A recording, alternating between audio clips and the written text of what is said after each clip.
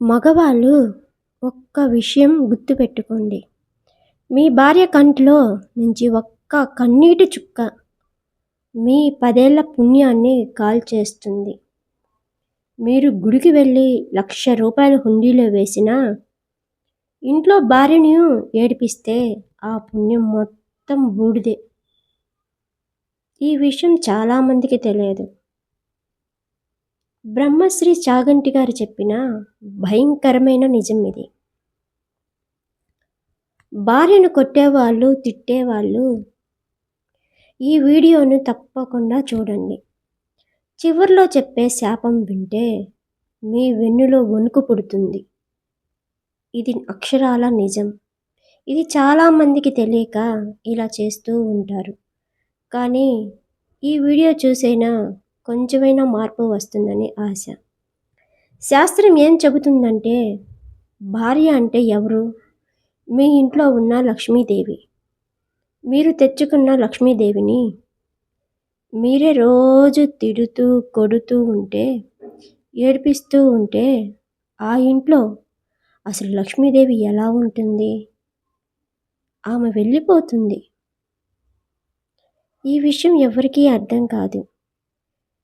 కానీ చాలామంది మాకేంది ఇన్ని సమస్యలు వస్తున్నాయి అనుకుంటారు.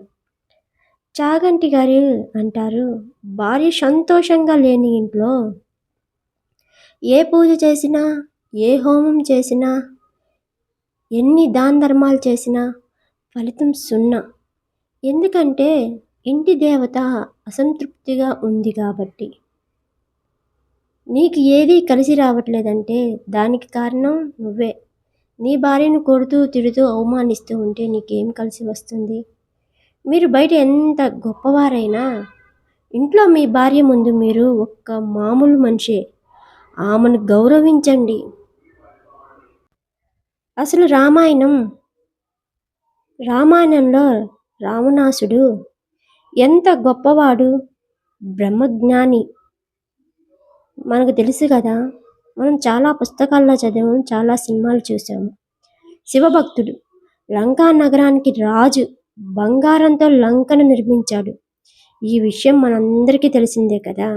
మరి అంతటి రావణాసుడు ఎందుకు నాశనం అయ్యాడో తెలుసా? ఒక పరాయి స్త్రీని, సీతమ్మను ఏడిపించినందుకు. పరాయి స్త్రీని ఏడిపించినందుకే అంత వినాశనం జరిగితే సొంత భార్యను ఏడిపించేవాడి పరిస్థితి ఏమిటి? ఆలోచించండి. మీ ఊహకే వదిలేస్తున్నాను. ఈ బాధను అర్థం చేసుకోండి. మీ భార్య బాధను మీరే అర్థం చేసుకోకపోతే ఎవరు అర్థం చేసుకుంటారు? ఆడదాని కన్నిటికి అంత శక్తి ఉంటుంది. అది పైకి కనిపించదు, కానీ లోపల నుంచి మీ వంశాన్నే నాశనం చేస్తుంది. అంత శక్తి ఉందా, అంత డూబు అని అనుకోగాకండి. మరి భర్తలు ఏం చేయాలో తెలుసా? రోజు ఇంటికి రాగానే మీ భార్యతో 10 నిమిషాలు ప్రశాంతంగా మాట్లాడండి. మీ ఆఫీస్ గొడవలు ఆమె మీద చూపించకండి. ఆమె వండిన వంటలు బాగలేకపోయినా బాగుంది, ఈరోజు సూపర్ ఉంది కర్రీ అని ఒక్క మాట చెప్పండి. ఆ ఒక్క మాట ఆమె రోజంతా పడిన కష్టాన్ని మర్చిపోయేలా చేస్తుంది. ఎప్పుడు పిల్లల ముందు భార్యను తిట్టకండి. ఆమె గౌరవాన్ని కించపరచకండి. మీ పిల్లలు కూడా మిమ్మల్ని గౌరవిస్తారు.